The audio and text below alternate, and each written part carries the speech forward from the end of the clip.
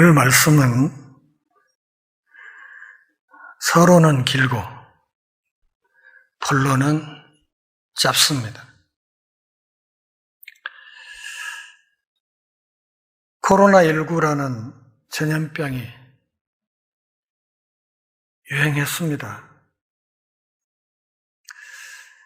가정교회로 모이고 있던 초대교회 시절을 빼고 2100년 기독교 역사상 유례없는 주일 가정 예배를 2달 가까이 하게 되었습니다. 기독교인들뿐만 아니라 지구촌 전체, 또 이 땅에 사는 모든 인류의 깊은 반성의 시기이기도 했습니다.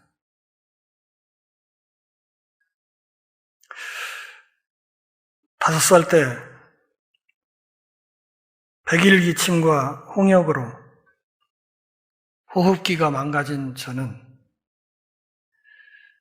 60년 넘게 고생을 했고, 특별히 봄철만 되면 황사와 미세먼지 때문에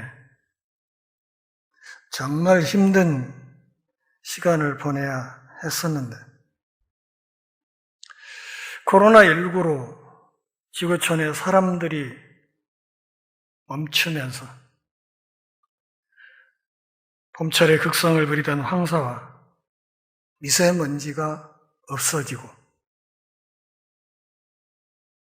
인간을 제외한 다른 모든 동식물들의 활력이 회복되었다는 소식을 듣습니다. 문제는 사람들이라는 것이지요. 코로나19라는 보이지 않는 바이러스 하나로 수구 세력의 뿌리가 드러났고, 이단 신천지의 실체가 드러났고, 엉터리 개독교의 허상이 드러났고, 그동안 정체가 불분명했던 엉터리 목사, 나이롱 신자들의 민낯이 여과 없이 드러났습니다. 아울러 엉망진창 일부 교회들의 정체 역시 빨가벗은 듯이 드러나고, 얼마 전에 있었던 4.15 총선의 판도가 달라졌습니다. 코로나19라는 전염병이 유행하는 이 시절을 겪으면서 기독교란 정말 무엇이며, 예수 믿는다는 신자는 또 무엇이고, 교회는 무엇인가? 예수 믿는 사람들의 예배는 또 어떠해야 하는가에 대한 진지한 성찰의 기회가 주어졌습니다. 보이지 않는 바이러스 하나로 말이죠. 여러분들도 소식을 들어서 다 아시겠지만, 최근에 제자 훈련에 열심을 내고 또 청년들이 꽤 많다고 소문난 수도권 어느 대형 교회의 그릇된 열심 탓에 훈련받는 교인들에게 똥을 먹이는 매우 가학적인 제자 훈련 방식이 알려져서 또 한 번 기독교의 먹칠을 하게 되었습니다. 이 지점에서 교회의 미래와 교회의 주인이신 예수 그리스도의 마음을 헤아려 봅니다. 우선 몹시 부끄럽기 그지 없습니다.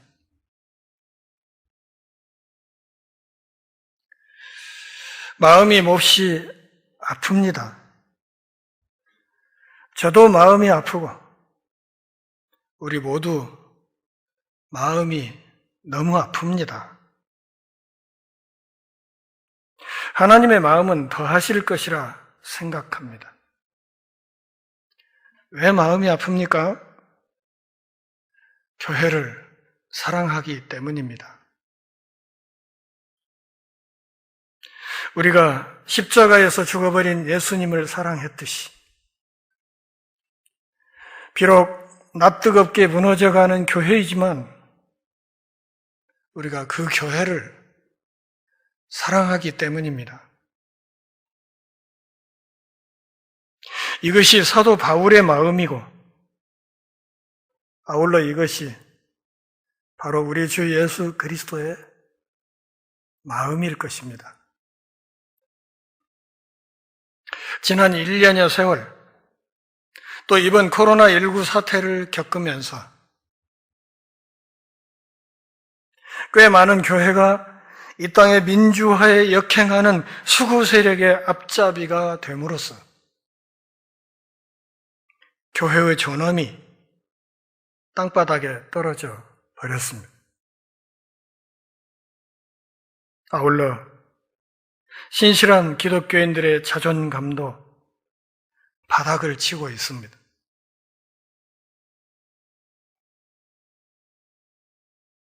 기독교의 자부심을 회복해야 할 때라고 생각합니다.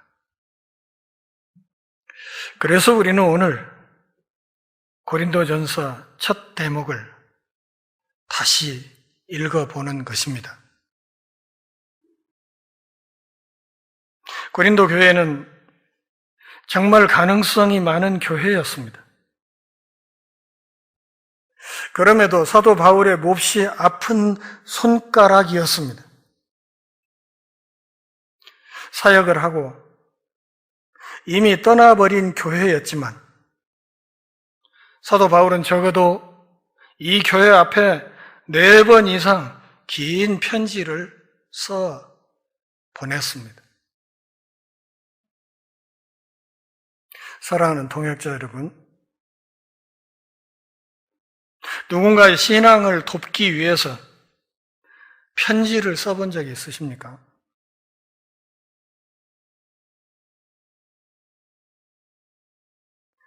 흔들리는 누군가의 신앙을 붙들어주기 위해서 카톡 메시지라도 써 보내본 적이 있습니까?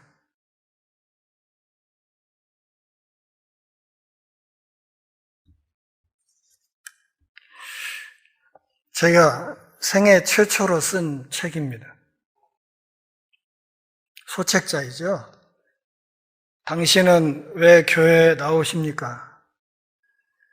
이런 제목으로 제가 신학대학원 1학년 시절에 출판을 했습니다.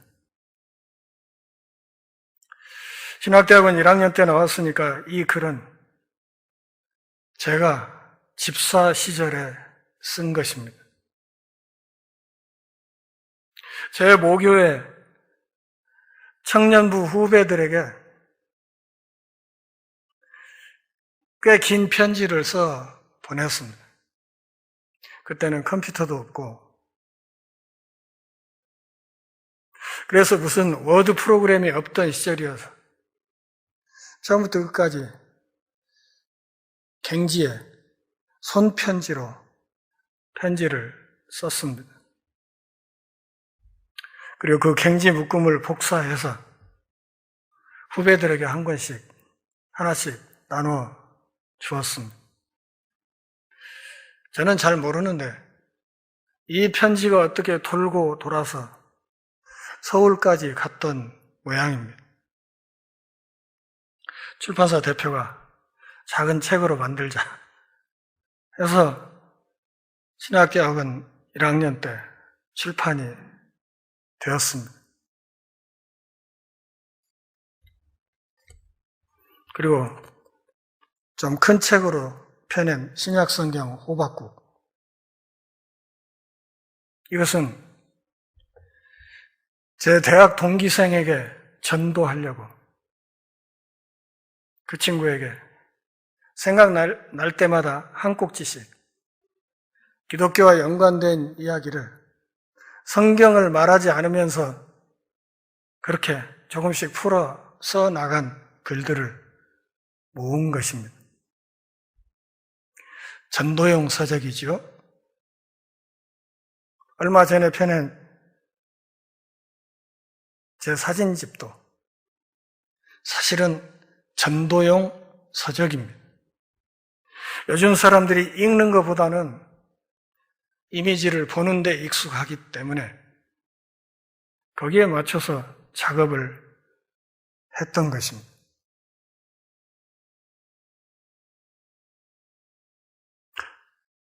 글을 쓸 줄 알아야 쓰지요. 이렇게 말씀하시는 분들이 혹시 있을지 모르는데, 쓸 수 없다면 전도용 책이라도 사서 선물하는 열정, 생명을 사랑하는 마음이 중요하다, 그 말입니다. 바울이 고린도 교회 앞에 써보냈던 4번 이상의 긴 편지 가운데 2번째 편지와 4번째 편지가 고린도 전서와 고린도 후서로 우리에게 남아 있습니다.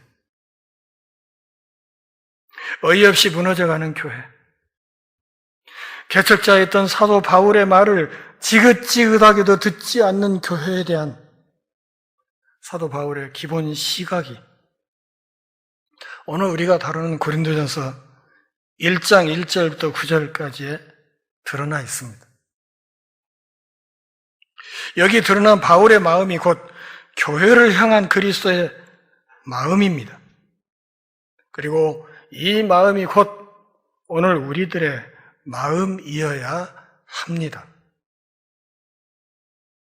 반성할 것은 반성하고, 회개할 것은 회개하고, 지켜야 할 것은 지키고, 회복해야 할 것은 속히, 그리고 꾸준히 회복시켜 나가야 합니다.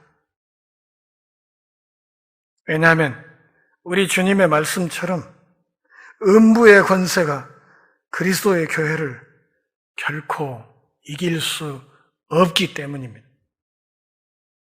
정말 중요한 것은 우리가 개독교인이 아니고 기독교인이냐, 예수 그리스도가 내 삶의 수단이 아니고 내 생명의 주인이냐 하는 것입니다. 우리가 진정한 기독교인이고 진정한 하나님의 자녀라면 어두운 현실 앞에서 주눅들 필요도 없고 낙심할 필요도 없습니다. 왜냐하면 교회의 머리이신 예수 그리스도는 태초부터 종말까지 변함없이 시냇가에 심기운 나무이시기 때문입니다. 그분을 믿음으로 우리 한 사람 한 사람이 시냇가에 심기운 나무에 열매 맺는 가지가 되었기 때문입니다. 그렇다면 교회의 본질은 무엇인지 오늘 본문에서 몇 가지만 확인해 보도록 하겠습니다.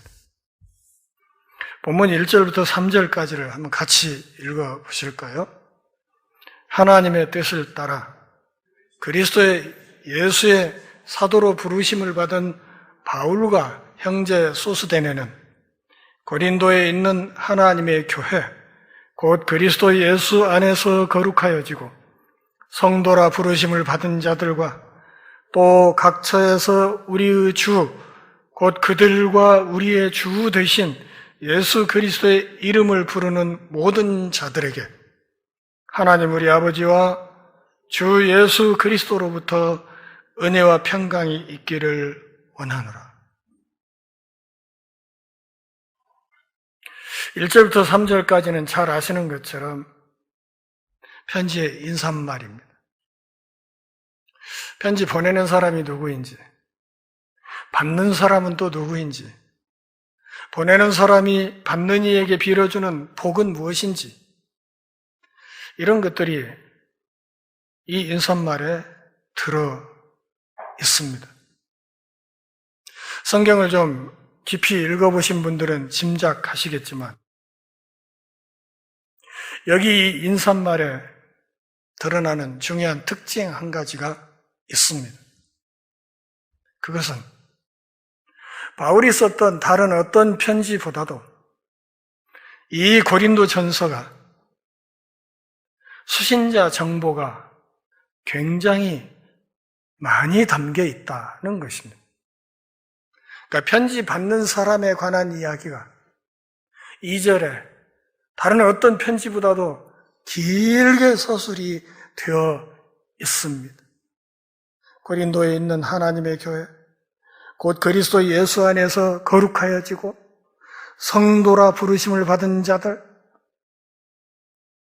이렇게 설명이 되어 있습니다.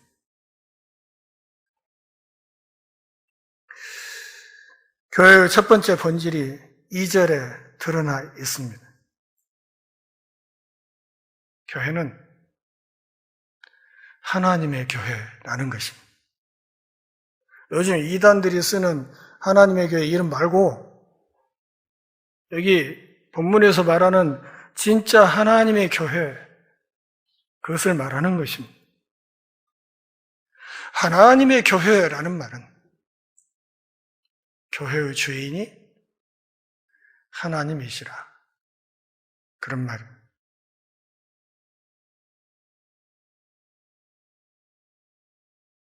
교회를 팔고 사는 사람들이 꽤 많죠. 신성모 독재입니다. 그런데 이 하나님의 교회를 두 가지로 설명했습니다. 고린도에 있다. 또 하나는 그리스도 예수 안에 있다.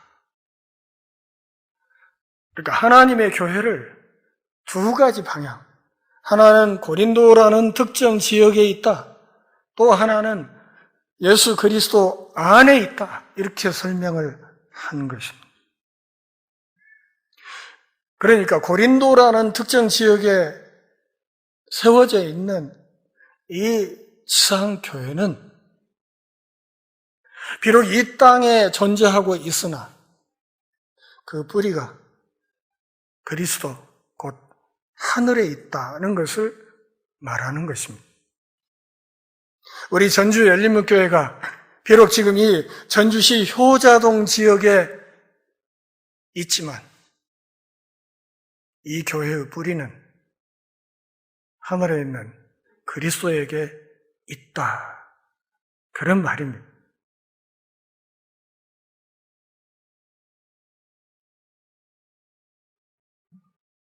이 나무는 이 지상에 어떻게 세워지는가?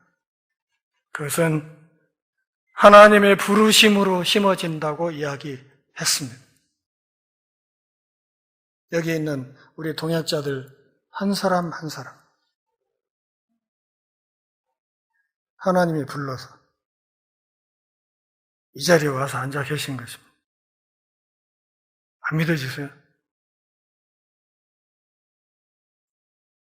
무슨 눈물에 단장의 미아리 고개처럼 철사줄로 두 손 꽁꽁 묶어서 끌고 와서 여기 앉아 있는 것이 아니고 하나님께서 한 사람 한 사람을 불러서 이 교회로 불러 세우신 것입니다. 이 지상에 세워진 이 나무는 무엇을 해야 하는가? 주 예수 그리스도의 이름을 불러야 한다, 그렇게 말합니다. 뿌리를 하늘에 두고 지상에서 예수 그리스도의 이름을 부르면서 예배하는 모임이다. 그런 뜻입니다. 교회 본질이 예배에 있다는 것이죠. 첫째는 하나님의 부름을 받고, 두 번째는 부름 받아서 세워진 그 자리에서 하나님께 예배해야 된다. 그런 말입니다. 그리고 그런 부름을 받아서 지상교회의 일원이 된 사람들에게 하나님이 주시는 선물이 3절에 있는 은혜와 평강입니다.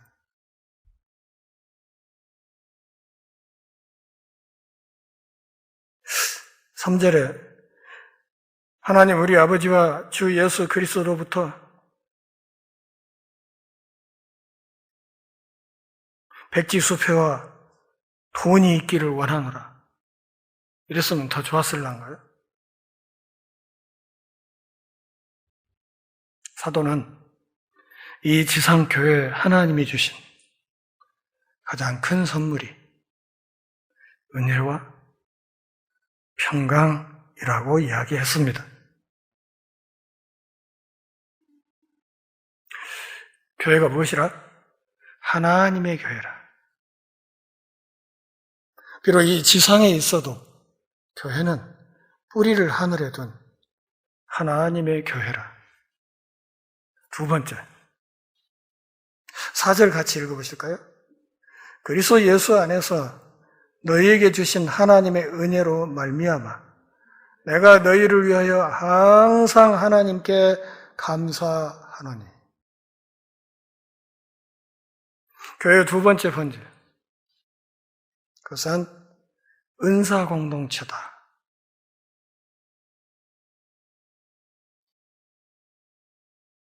은혜 받은 성도 한 사람 한 사람, 이것이 모든 성도들에게 영원한 기도 제목이 또 감사 제목이 된다, 그렇게 말하는 것입니다. 성경 우리에게 쉬지 말고 기도하라, 범사에 감사하라, 그렇게 얘기를 했어요. 호랑이 죽으면 감사하란 말이 아니고 모든 일에 감사해야 된다.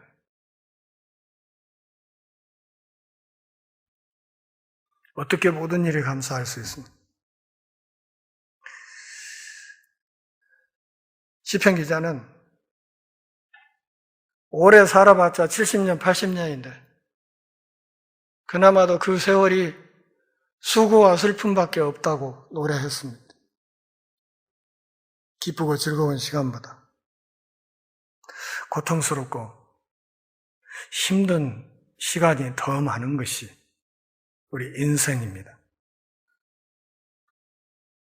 그런데 그런 인생을 사는 사람들이 어떻게 모든 일에 감사할 수 있습니까?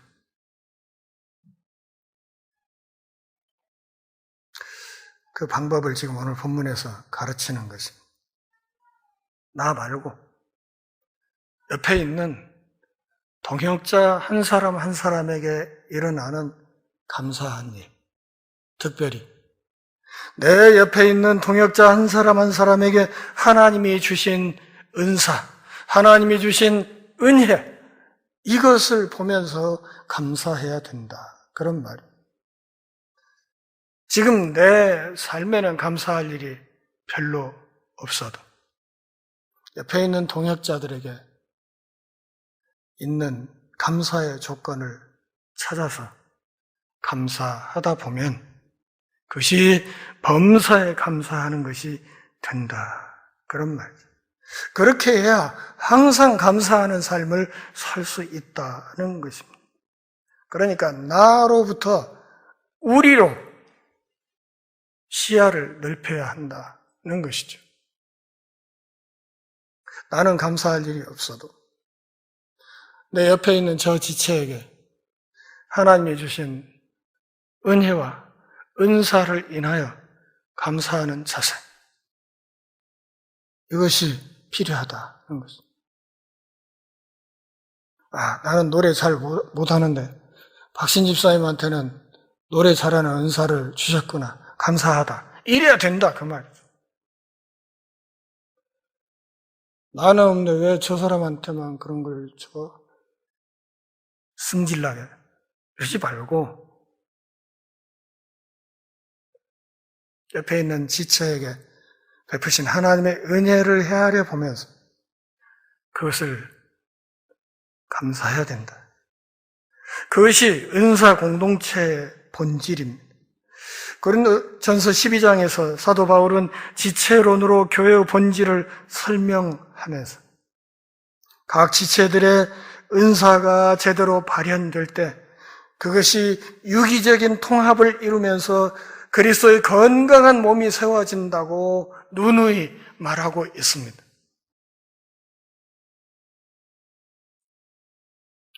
전주 열린문교회라는 그리스도의 이 몸이 건강하려면 여기 앉아 계신 우리 한 분 한 분의 세포가 건강해야 하는 것입니다.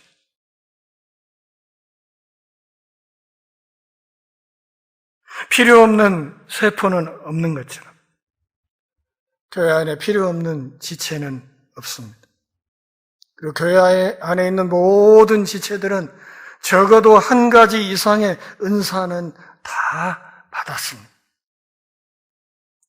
그리고 모든 지체들은 내 옆에 있는 동역자들에게 하나님이 주신 은혜와 은사를 헤아려 보면서 그것을 감사해야 된다는 것입니다.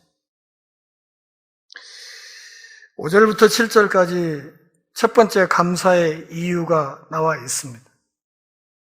그것은 고린도 교회의 내부 사정에 기반한 감사의 이유입니다. 고린도 교인들에게 하나님께서 탁월한 언변을 주셨다는 거예요. 웅변술과 수사학을 중시하는 헬라 문화권 안에서 고린도 교인들이 갖고 있는 그 탁월한 언변, 그것이 그들의 입을 통해 그리스도를 증거하는 이 일에 정말 아름답게 활용될 수 있고 그것을 통해서 모든 사람들이 그리스도의 재림을 소망할 수 있게 되기 때문에 고린도 교인들에게 하나님이 주신 그 탁월한 말재주, 그것 때문에 내가 우리 하나님께 감사한다. 사실은 이 탁월한 말재주를 가지고 교회 안에서 패가 갈려서 서로 박터지게 싸우고만 있었지만 일단 사도 바울은 그들의 가능성을 그렇게 보고 있는 것입니다. 8절 9절은 두 번째 감사 이유. 5절부터 7절까지는 고린도 교회의 내부 사정 때문에 감사했다 하면 8절 9절에서는 하나님의 신실하심 때문에 감사한다 이렇게 말합니다. 다시 말하면 이 말은 고린도 교회가 지금 엉망진창일지라도 내가 믿는 그 하나님의 신실하심 때문에 언젠가는 이 교회가 회복되어서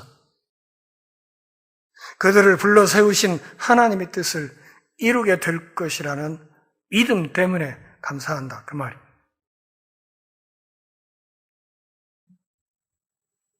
8, 9절 같이 읽을까요? 주께서 너희를 우리 주 예수 그리스도의 날에 책망할 것이 없는 자로 끝까지 견고하게 하시리라. 너희를 불러 그의 아들 예수 그리스도 우리 주와 더불어 교제하게 하시는 하나님은 미쁘시도다.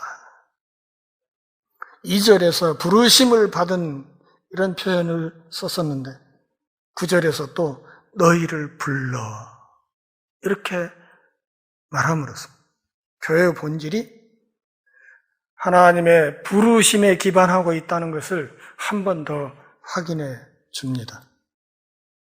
교회가 어떻게 세워졌다고요? 하나님이 불러서 세운 것이다. 참 그리스도인들은 그 사람의 열심이나 노력으로 되는 것이 아니고 결국은 신실하신 하나님께서 그 사람을 견고하게 세워 가시기 때문에 그가 진실한 그리스도인이 되는 것입니다. 8절에서 사도 바울은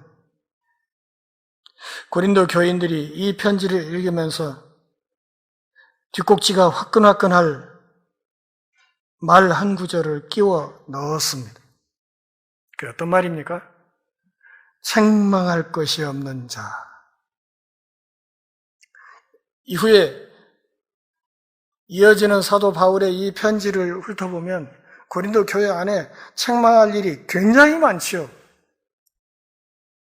그런데 사도 바울은 신실하신 하나님께서 결국은 너희들을 책망할 것이 없는 자로 세워갈 것이라는 사도로서의 믿음을 표현하고 있고 그 믿음에 기반하여 지금 고린도 교회를 어떻게든 바로잡으려고 애쓰고 있다는 사실을 알 수 있습니다. 뭐하러 부르십니까? 책망을 받을 만한 일이 무척 많은 이런 사람들을 하나님이 부르신 이유는 이 지상에서 그리스도 예수와 거룩한 관계를 맺도록 하기 위함이다. 복잡하게 설명을 했어요. 너희를 불러서 그의 아들 예수 그리스도 우리 주와 더불어 교제하게. 길게 썼지만 어려운 말 같지만 아주 간단한 말이에요. 너희를 불러서 예수 믿게 하시는 하나님은 믿을 만한 분이다. 그런 얘기예요. 우리를 불러서 예수 믿게 하셨다. 그분과 더불어 교제케 한다 하는 이 말은 그분과 거룩한 관계를 맺게 한다 그런 말이에요. 우리를 불러서 예수 믿게 하시는 그분, 그 하나님은 어떤 분이시다? 믿을 만하다. 믿어도 된다. 그 신실하신 하나님에 대한 믿음에 기반해서 바울은 지금 엉망진창인 고린도 교회를 낙관하고 있는 것입니다.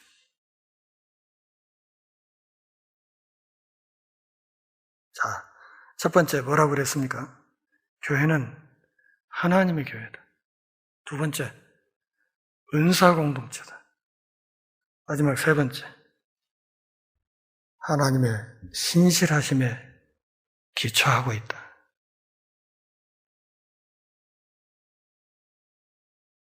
말씀을 정리합니다. 직분을 떠나서 우리 모두는 하나님으로부터 부름을 받았습니다. 김현봉 지사님, 그죠?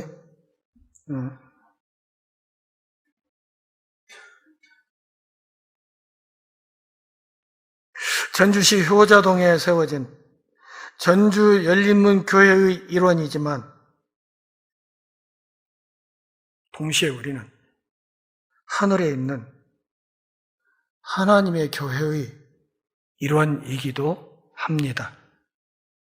이런 점에서 사도 바울은 우리의 시민권이 하늘에 있다 이렇게 말한 것입니다.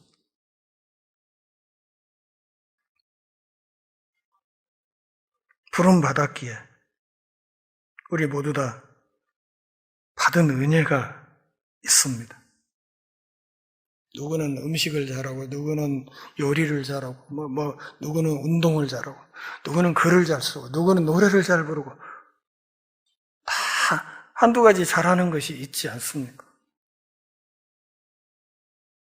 하나님 우리 각 사람에게 주신 몸된 교회를 세워가기 위해서 꼭 필요하기에 주신 은사와 재능들입니다.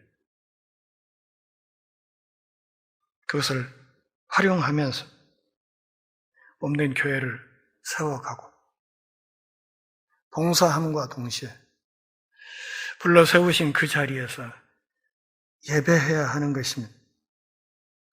그렇게 살아가는 교회를 이루는 모든 하나님의 백성들에게 하나님이 영원토록 주시는 복이 무엇이라? 3절에 있는 것처럼 은혜와 평강입니다.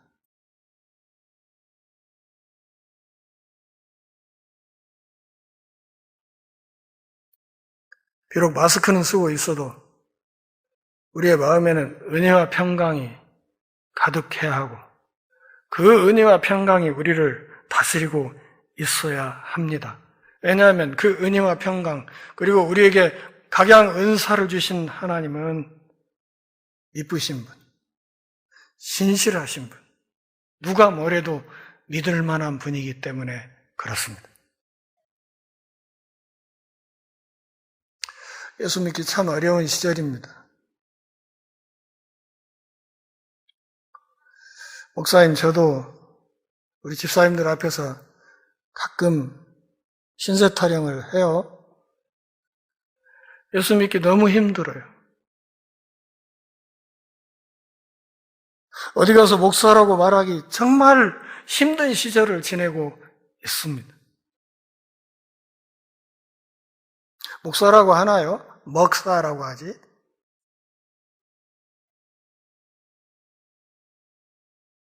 거기에 넘자가 하나 붙이죠.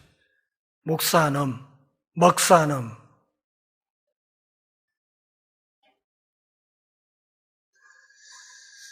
자존심이 보통 상하는 게 아닙니다. 그러나 사랑하는 동역자 여러분, 아무리 그러할지라도 우리 마음 깊은 곳에 하나님이 주신 자존감을 잃지 않기를 바랍니다. 끝까지 충성하고 진실하게 예배하는 하나님의 거룩한 백성들이 다 될 수 있기를 바랍니다. 2절에서 사도는 이런 하나님의 백성들을 하늘 백성이요 성도라 부르심을 받았다. 다시 말하면 거룩한 백성, holy people. 비록 어둡고 냄새나는 이 땅에 살고 있지만 교회를 이루고 있는 한 사람 한 사람은 거룩한 천국 시민이다. 이렇게 이야기했습니다. 사랑하는 동역자 여러분, 함께 주님 앞에 부름을 받아서 함께 예수를 믿고 함께 한 지상교회를 이루고 함께 봉사하며 함께 하나님께 예배하는 사랑하는 동역자 여러분, 이 말씀 안에서 하나님이 주시는 위로와